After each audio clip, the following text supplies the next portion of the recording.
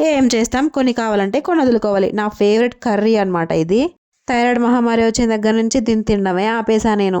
ఇప్పుడు ఈ కర్రీ ఎలా చేసుకోవాలో చేసి చూపిస్తే చూసేయండి.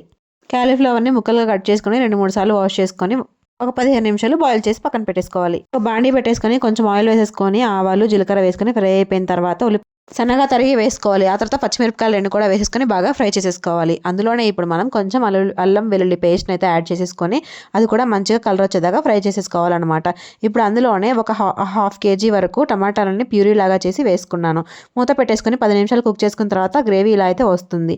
ఇందులోనే మనం ఇప్పుడు కొంచెం ఉప్పు పసుపు అయితే యాడ్ చేసేసుకోవాలి. తర్వాత మనం ముందుగా బాయిల్ చేసి పెట్టుకున్న క్యాలీఫ్లవర్ ఏదైతే ఉందో దాన్ని కూడా తీసుకొని వేసుకోవాలి. బాగా మొత్తం కలిసేలాగా కలుపుకొని మూత పెట్టేసుకొని 10 నిమిషాలు కుక్ చేసుకోవాలి. క్యాలీఫ్లవర్ మొత్తం కుక్ అయిందా లేదా అని చెక్ చేసుకున్న తర్వాత మాత్రమే కారము, ధనియా పౌడర్, కొత్తిమీర అయితే యాడ్ చేసేసుకుంటున్నాను. మీకు కావాల్సిన నీళ్లు పోసుకొని గ్రేవీ అయితే పెట్టేసుకోండి.